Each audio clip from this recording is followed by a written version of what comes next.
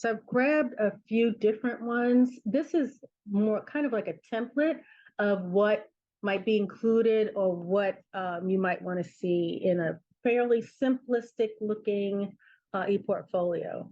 So this student at the home page put their year in review, their year in review, and then career. So this type of site is designed like a blog, where you like on the side, you could also find and update and add more things to it. Let me go to another example. This is Naomi Pitts. So this is an actual example.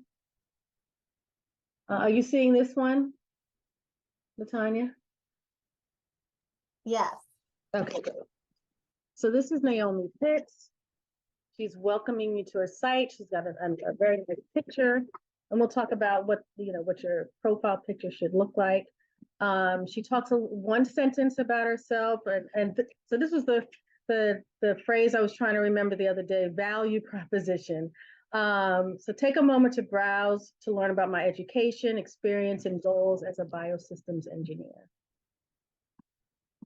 So then she has an about page. So typically these are the pages you want to include. Her academics, her awards, scholarships, her completed curriculum, courses that she's taken. Yeah. Her experience. So don't be intimidated if you don't have internship or job experience yet.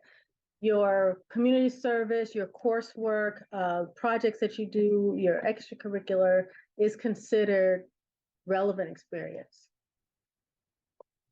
Right, so she worked with ACEs, she volunteered with SEEK, she did some work with the City of Durham Water Department. So it doesn't look like a resume, right? It's just her experiences. So that's fine. That's perfectly fine. And then her reflection.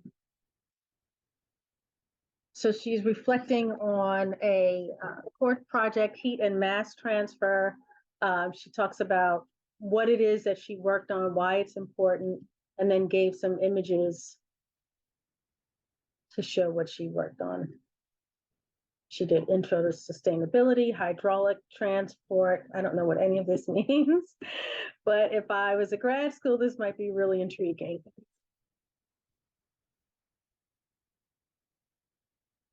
And then here's her resume. So typically you should, the resume should be visible, but then you should also provide a PDF version so they can print it out if they'd like to.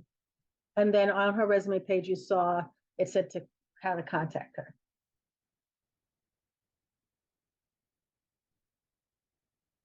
All right, so there's her resume, all of her community service that she did, any paid internships that she has, her technical skills, her involvement in school and other organizations, NSBE and so on, and awards and honors.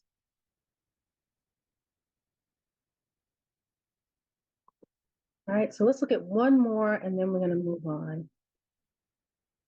This is Jarrell,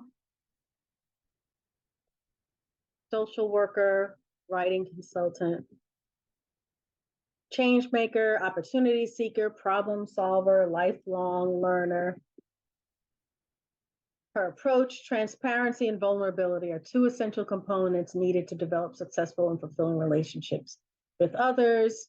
She talks a little bit about herself. She has a little graphic here, her core values. So you can be as creative as you want to express yourself, right? To give a grad school or employer a picture of yourself. So some web pages are everything is scrollable and, we can click to go, and some are, where the pages go horizontally. So here's her reflection on writing and social work. And there's her contact information and her LinkedIn link. Very simple, says it all. And then if you want to know more, you can create these, add these links, click these links across the top.